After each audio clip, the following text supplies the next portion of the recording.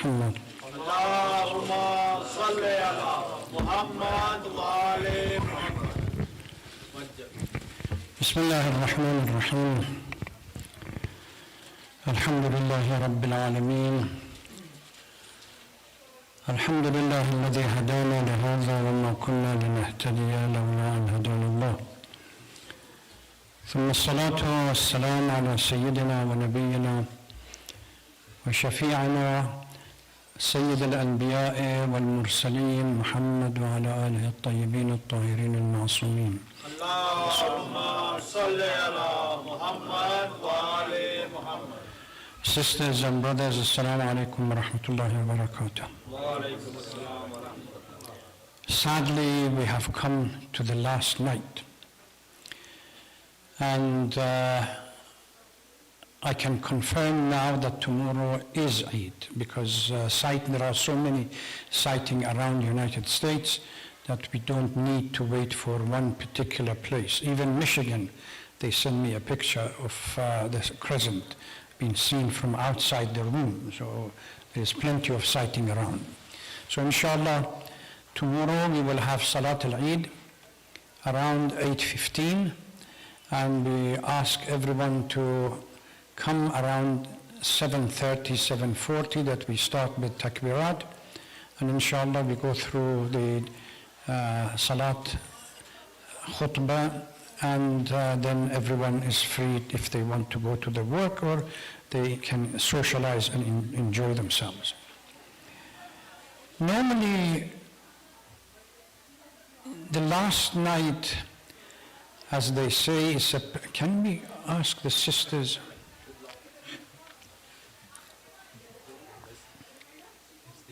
Sometimes I wonder,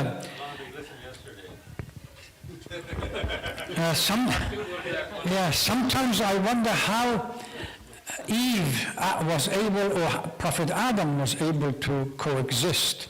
And so something must, because you keep saying it and it has to be done again. It's a kind of socialization for them. This is a special night. On the one hand, it's the last night of the month of Ramadan. Also, it is Laylatul Jum'ah. So there are a number of du'as and supplications that have specifically for Laylatul Jum'ah. And there are a number of du'as for last night of the month of Ramadan. I have repeatedly mentioned it during the previous lectures that we shouldn't give up hope and we shouldn't be despondent. As my professor used to say, up to the last second of the month of Ramadan, you still have an opportunity, we, all of us, have the...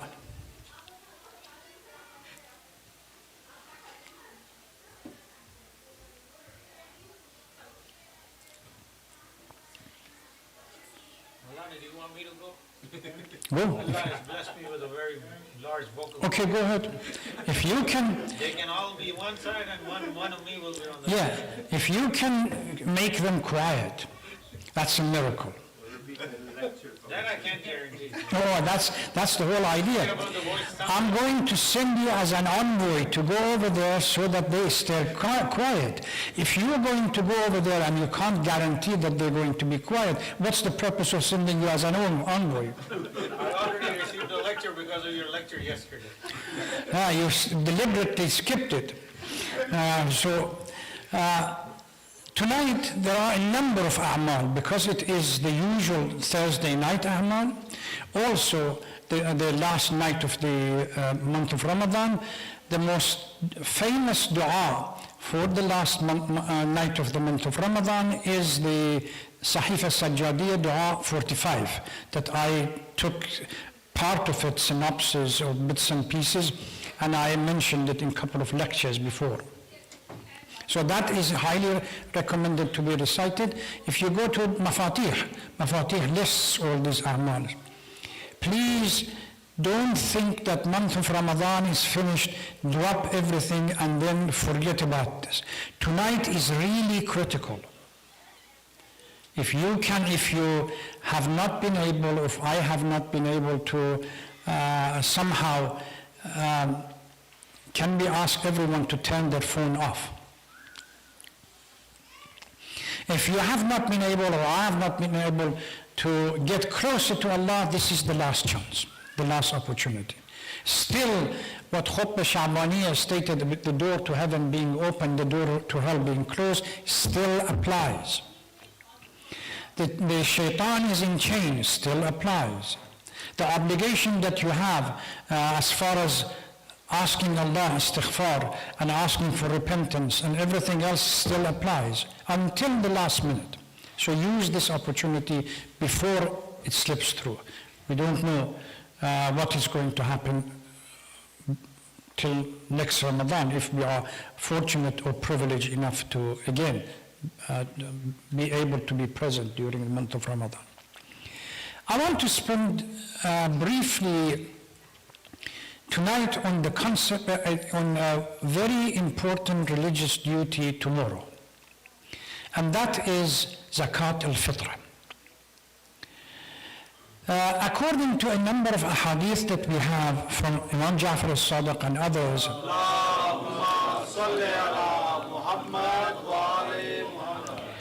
that Zakat al-Fitr is something that completes the Sawm. Without Zakat al-Fitr, Sawm is not complete. It's a wajib that we have to do and to give. How much is it? I've looked at different sites. People seem to be kind of navigating between few figures of $10 minimum and $15 maximum per person. That's up to you to decide how much is your financial capability, and you can go even beyond it, that's fine. What I want to ask everyone at the center, that you put boxes for tomorrow: Zakat al-Fitr for Sayyid and Zakat al-Fitr for non-Sayyid. Also, this Zakat al-Fitr that you're going to give away must be from pure money. Which means if you don't pay khums, at least the khums for the money that you're going to pay must be separated. So a basic calculation, I want to give $80 as khums, $80 as zakat fitr. How much money do I need that by removing 1/5 of it, $80 would remain, which means $100. So $20 of khums has to be paid so that your $80 that is remaining becomes pure. That goes with all other things that you are going to deal with because you don't have Ras al-Sana or you don't pay khums or anything else. The money that you pay for Zakat al-Fitr or for kafara, people who were not able to fast during the month of Ramadan, and now what they do, they take this opportunity that they give both of them. They give kafara as well as they give zakat al-fitr. It must be done. Scholars have divided opinion regarding when is the best time to actually separate zakat al-fitr. Some people say you can do it the night before. So I have a certain amount of zakat al-fitr, I can remove it and put it aside, and then take this money tomorrow when I go to mosque or anywhere else, drop it in the box, that's it. Other people say you can do it early in the morning, as long as you do it before Salat al-Eid. If you offer Salat al-Eid, for those who are not coming to Salat al-Eid, they have time until midday for Zakat al-Fitr to be taken out and given away, or at least put separately that you are going to deal with it later on. Every person within your household that you are responsible for their upkeep, and this is what the scholars, all of them agree, whether they are Muslim or non-Muslim. As long as you are responsible for their upkeep, you have to pay for Zakat al-Fitr for them. So if you have 6 or 8 children, your wife, yourself, that's 10 people. And if you are responsible for the affairs or the upkeep of your parents, they become part of that zakat al-fitr. You pay for them. Unless they say, no, we will pay for ourselves. So technically, anybody that you are in charge or you are responsible for their upkeep, you have to pay their zakat al-fitr. There's no distinction between boys and girls, young or old. Even children that they might go to school and university, but technically you are paying for their expenses, then you are responsible to provide them with zakat al-fitr on their behalf. Unless, let's say for the sake of argument, that they receive a scholarship or something, that they are in charge of their own affairs and they are independent of you. That's something different. Even if they live somewhere else, but still you are responsible for their upkeep, you have to pay zakat al-fitr. Unless they say, dad, mom, or whatever, whoever is in charge of the family, we have this account and this amount of money in the bank, would you please take this zakat al-fitr from it and give it to somebody else? Then you are sure that they are paying zakat al-fitr, you don't need to pay. One critical question that every year comes up, and they send istifta to grand scholars. Up to a few years ago, the fatwa was, if you are invited by the house, by the host, by the owner, to go for iftar in somebody's house, then your zakat would be considered to be a part of his responsibility. The fatwa somehow changed. A few years ago, they said no, the mere crashing into somebody's house for iftar or being invited that you can come in and have iftar and then go, that's not enough to be considered that they are responsible for your upkeep. If you're staying the night or a few days after iftar, then that the person is responsible for your upkeep and they have to pay your zakat al-fitr. If not, then you have to pay it. Parents, which normally fall under the category of category one of family and parents of responsibility, wherever they are, you are responsible if you are wealthy enough, you will be responsible to pay on their behalf. Unless they say no, we will do it. That's a different story. Now, how much, as I said, the different sites indicate different figures from 10 to 15. You decide where you're going to, if you can afford it, pay more, if you cannot, pay less. Those who are Sadat, they must indicate that they are Sadat and put their Zakat al-Fitra in a different box. And Zakat al-Fitra from Sadat can only be given to Sadat which are poor and in need of support. You can't give Sadat's Zakat al-Fitra to non-Sadat, and you can't give non-Sadat Zakat al-Fitra to Sadat. That's why I say, can you have a box clearly marked that Sadat, Zakat al-Fitr is Sadat. Also get a box for khums, because if people are supposed to clean and give the zakat in a clean money and they need to pay khums, at least for the zakat, drop it into the box separately. And also have a box for kafara. Somebody decided that, well, I haven't fasted, I was away during the month of Ramadan 5 or 10 days, or I was sick, or I was whatever, that goes into the box separately. Kafara is different from Zakat al-Fitr. One thing that people have asked grand scholars, we were sick or traveling, we were not able to fast. Do we have still to pay Zakat al-Fitr? Yes. Zakat al-Fitr has nothing to do with the ability of fasting or not fasting. Even if you deliberately didn't fast, which you have now kafara on your shoulder, and that still have to pay Zakat al-Fitr. That's how it goes. If you are unable to provide Zakat al-Fitr until noon to give it away, then you have to make the intention of ma fi dhamma qurbatan ila Allah. You can't say ada or qada.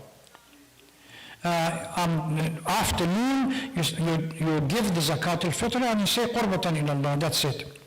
Because the time, there is a difference between kafara and zakat al-fitr. Zakat al-fitr is time limited. Kafara doesn't have a time, you can give it later.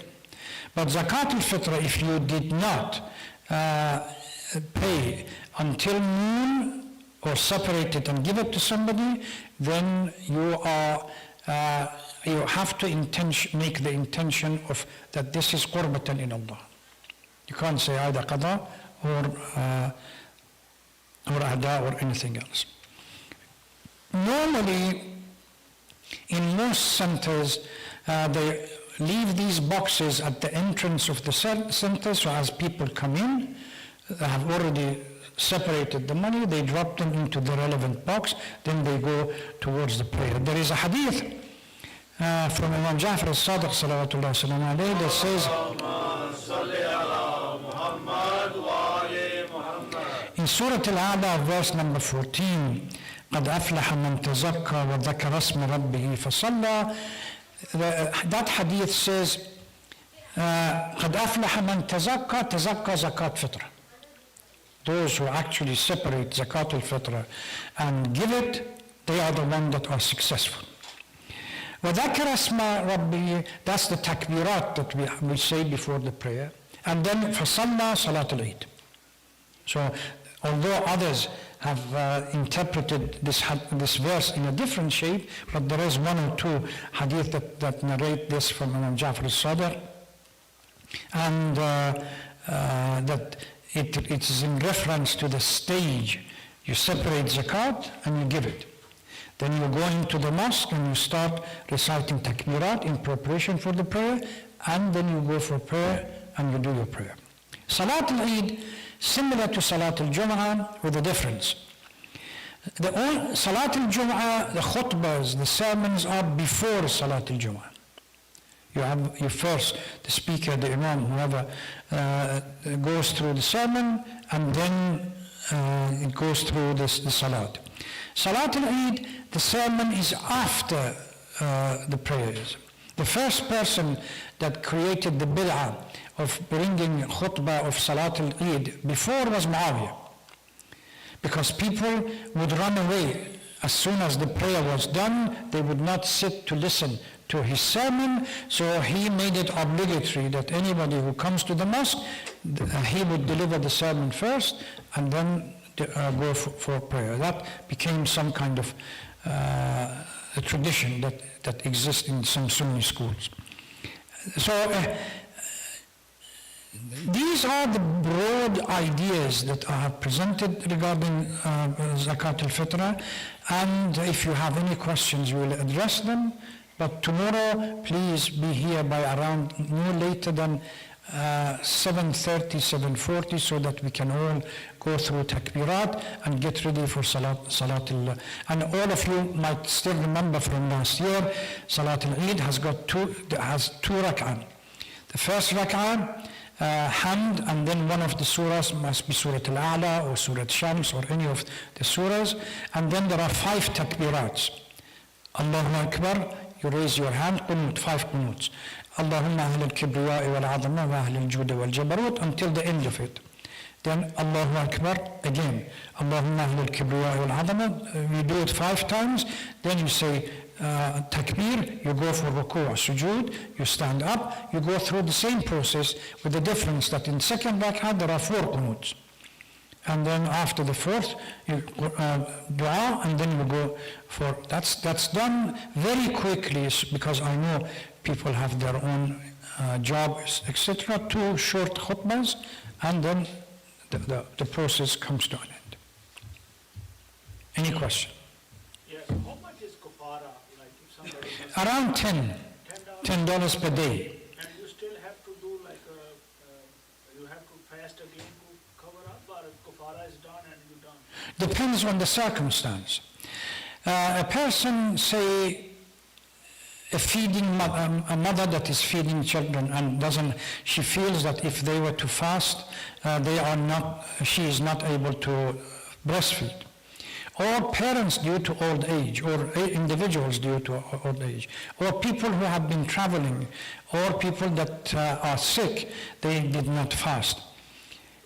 The first responsibility for them is to give kafara, which is the $10. But they have a time from this Ramadan until next Ramadan to be able to do the qada for the missing days. If they are unable, after giving kafara, if they are unable, you can delay the kafara. That's why I said the difference between kafara and zakat al-fitra is the zakat al-fitra is time limited. With kafara you can delay it. If the person who was sick during the month of Ramadan and wasn't able, the sickness didn't go away until next Ramadan, then the kafara will be enough. Until then goes for next Ramadan, and the same thing applies. But if the sickness is finished and they are able to fast, then they have to fast for the number of days that they have not fasted. Without paying kafara. No, kafara is there, but qada is extra. If they haven't fasted, then they have to go the fast. Kafara is for the fact that it was missed.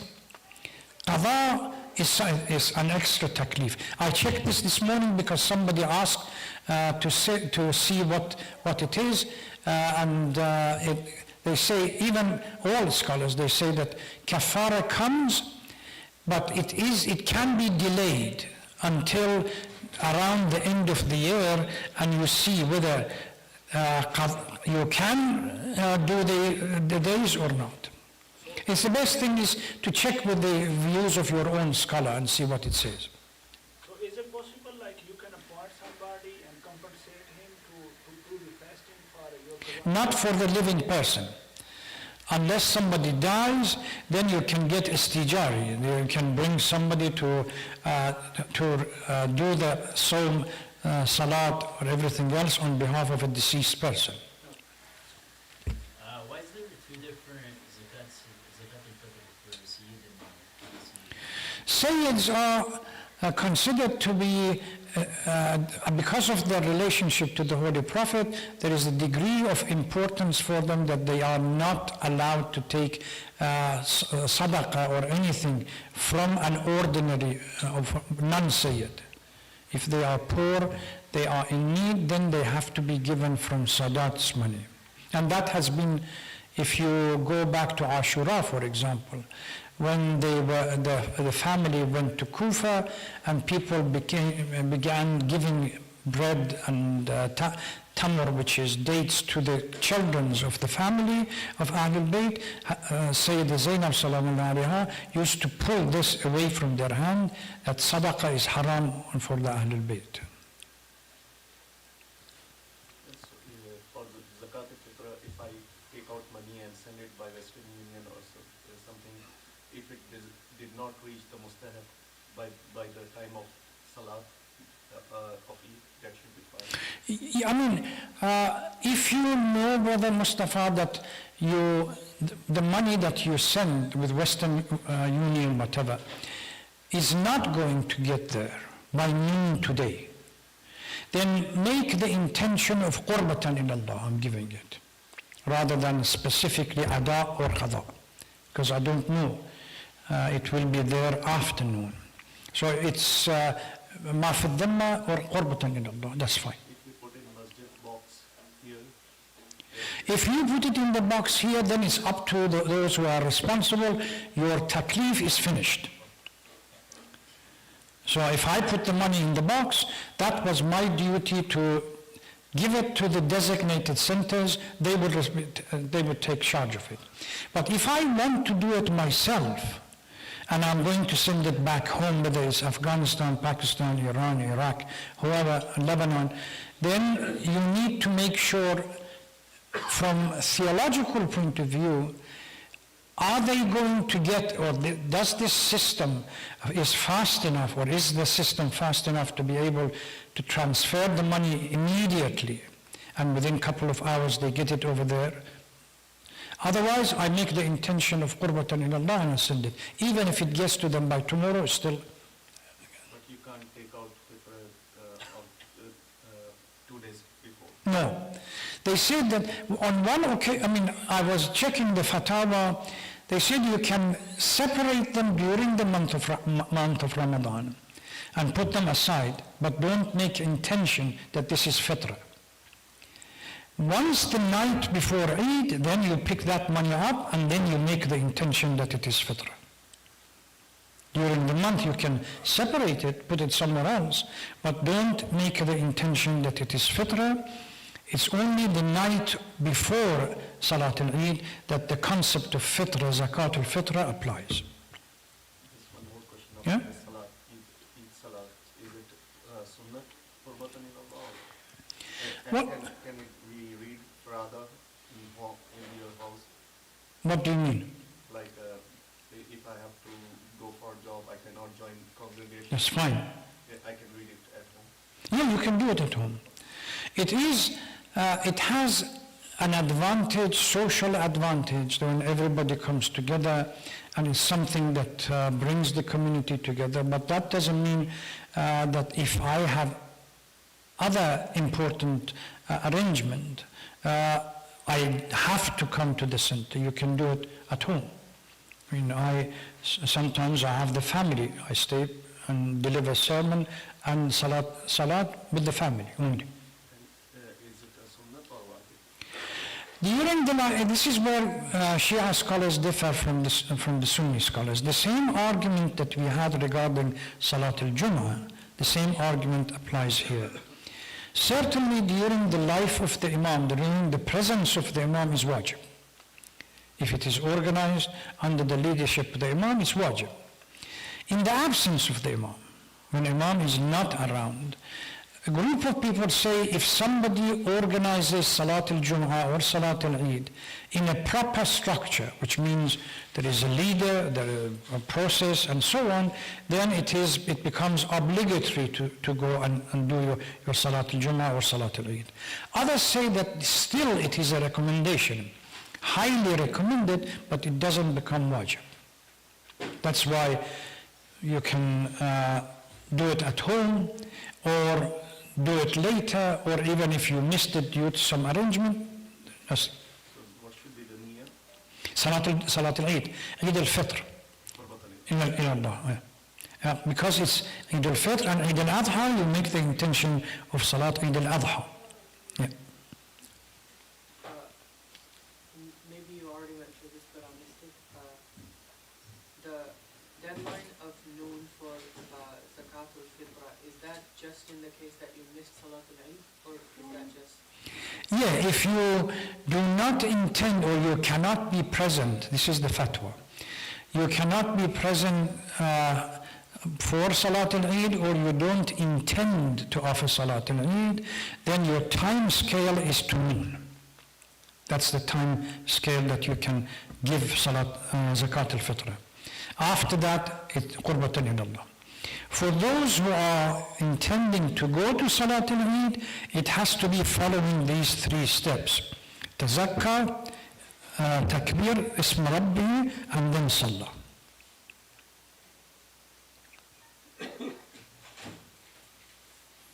So Zakat al-Fitra, I reiterate, various sites have given different figures, between 10 and 15. You choose.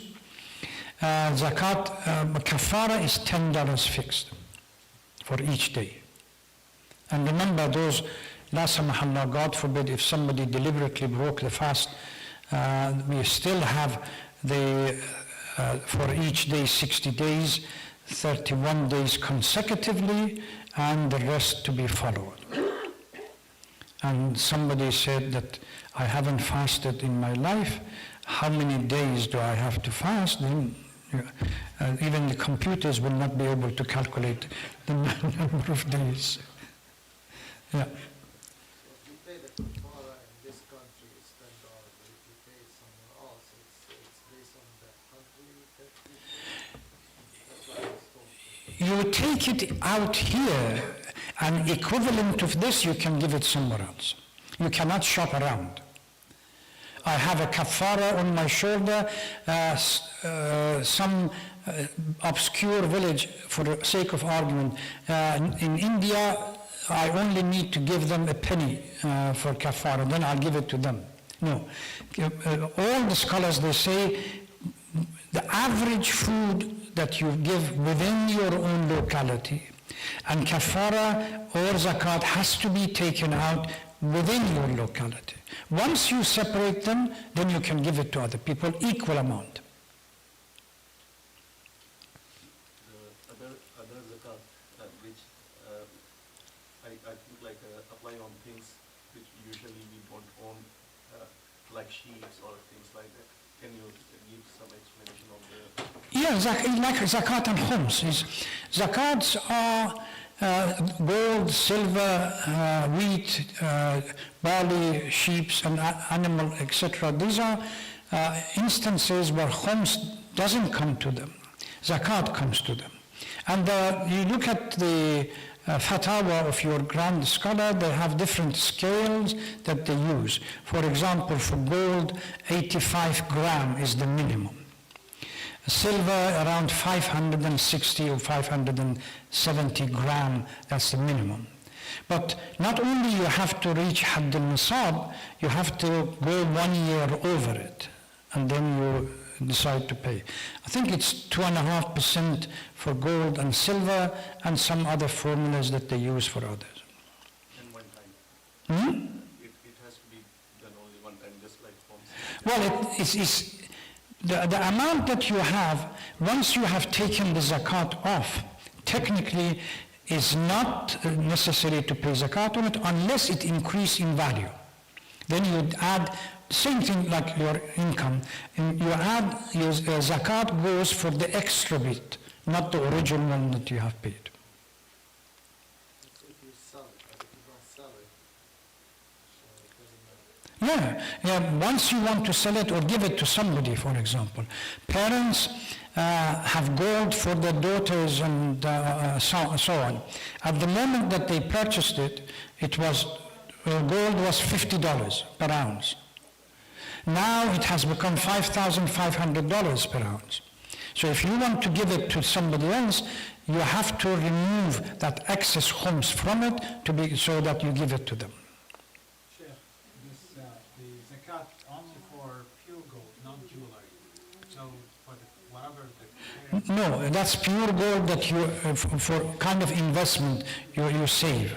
Jewelry for women, use jewelry for women, there is no zakat on it. No. For men, if you use it for men, then it's zakat on it. If you go and somebody goes and buy a thick chain of gold and put it around the neck, that has got zakat. They can't say this is jewelry. Or if you keep gold biscuits or things. Yes, these are normally coins or ounces that you keep them as some kind of either giving it to some family members in the future, normally your daughters or your sisters, anybody else, and it's kept safe. It's different from the women's jewelry and so on. For the women's jewelry, if they don't use it a lot and it's considered a luxury, is there still zakat on that or not? That's, I think you better ask your marja, because not only in certain places zakat applies to them, khums applies to them as well. Because they fall under the category of unused item. In your calculation at the end of the year, bless you, at the end of the year you calculate how much you are worth, then that kind of jewelry that you have not used becomes part of the khums. But that's also, if the item was bought with money that was purified, like paid khums, then you don't pay on the item that you don't use. Now, provided that you can use it only one time. So let's say you bought a shirt, and you put it in your closet and you wore it only one time, that's it. If it was bought with As long as it's considered to be normally average, muta'araf they say, muta'araf use, then that's fine. If you pile up various shoes or dress and so on in the closet, and strange, every time I talk about this, I remember the case. I had a divorce case where husband brought me a picture of 3 or 4 closets of shoes. It's literally stacked up, different colors. And then he was telling me, look, most of my money goes in here. So, That's an investment. unfortunately, the reverse, because unless you have some kind of unique shoes that the price goes up, say skin of some unique things, under normal circumstance, once you bought them into the closet, immediately depreciate in value. You have a question. So the concept of something that's being used for your daily needs, that doesn't require khums. Your house is something that you're using, it's not an investment. So as long as you're living in the house and using it, does the khums applies to the value of the house? Not at the time that you are using it. Oh, That's why your mortgage is considered to be part of your expenses. right, But the moment that you decide to sell the house, you are no longer in the house. right, It becomes windfall and income. correct. That's now you Then have. it applies? Yes. Okay, That becomes the year that you decided to sell the house, and if within the year you took the money from this house, invested it in another house, you went and lived in it, no problem. okay. Otherwise, it's considered to be part of the money income that you have within that year. So if somebody gives some person like Qazi Hasna, like with an intention, like after his death, the person who got the Qazi Hasna is going to perform like Hajj, all those obligations like namaz, qaza, roza, qaza, and all those things. Is it possible like he can arrange something like that? Qard al-Hasana during one's life is permissible. You can give me $1 million, inshallah.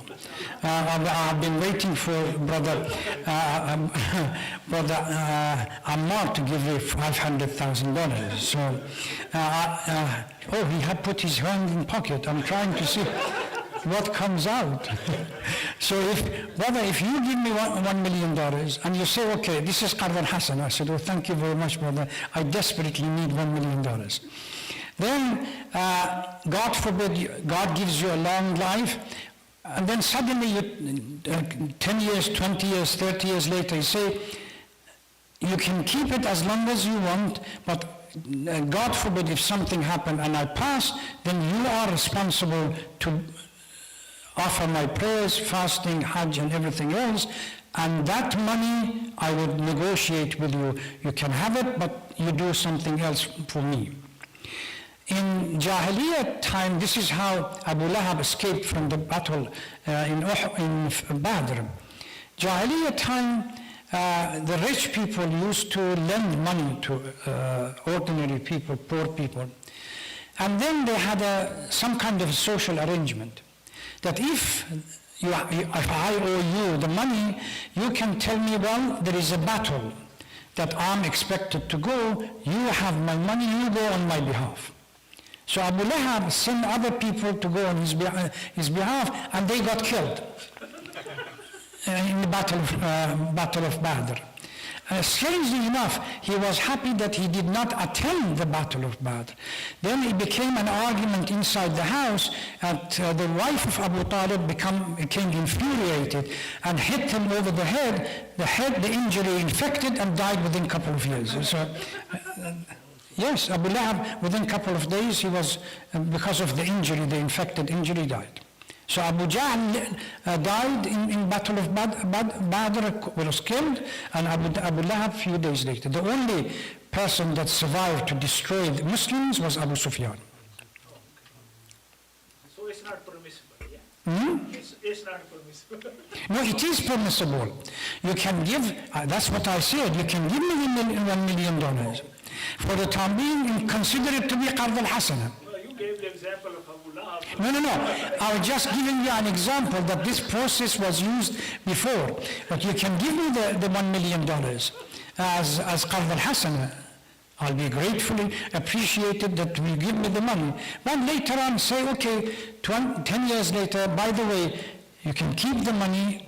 If God forbid something happened, then you are responsible. This contract can be arranged between the two parties. Do you have to do homes for houses that you're not living in if you own multiple houses? These are part of your assets. You have to, if you purchase the house with what we call pure money, the house was valued at the time 200,000. And then a year later you want to calculate your assets, these houses have increased in value to 1 million. The difference between 200,000 and 1 million, the 800,000, that's your extra income that you have to pay homes. So they work based on liquidity. Once they are valued every year, it's the same thing that you have money or you have some things that you deposit. You leave them in the bank. You paid the homes for 500,000. Now you have your money that was left in the bank became 600,000. That 100,000 have to be paid.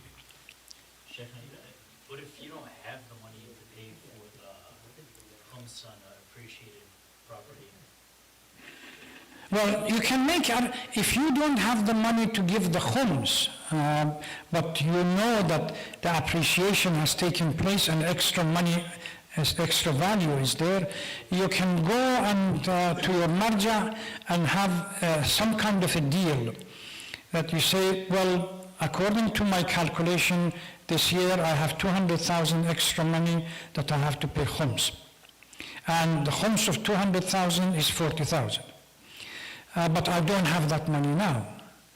What they do, they make arrangement with you that you start paying it step by step, rather than being forced to say to pay 40,000 in one go. Because at the end of the day, I think we discussed this during the night that I was talking about homes.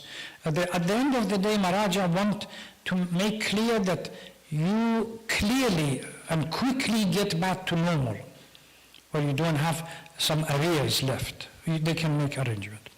We can speak to your own marja and see what they say. What if the house depreciates the next year? There is no asset, no extra asset. Yeah. So it's a long-term process. You have 5 houses, they are all part of your assets. 2 of them might go up in price, 3 of them might go down in price. That, in your calculation of the asset that you require for homes, you calculate those 2 houses that have increased in value.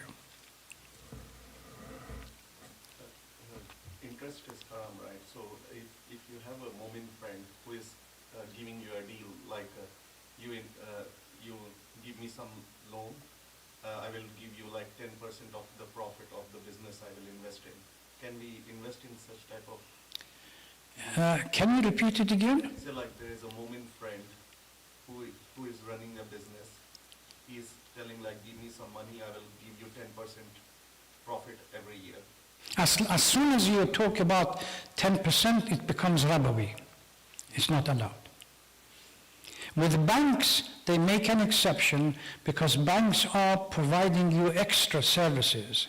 It's not just giving you give me the money, I give you 10% extra. You provide you extra services, and then because of the services, you can say that I will consider it to be part of the banking service. But when somebody comes, give me the money, I give you 10% extra, that's not allowed. You can enter into some kind of murabaha with the individual that I'll be part of your business.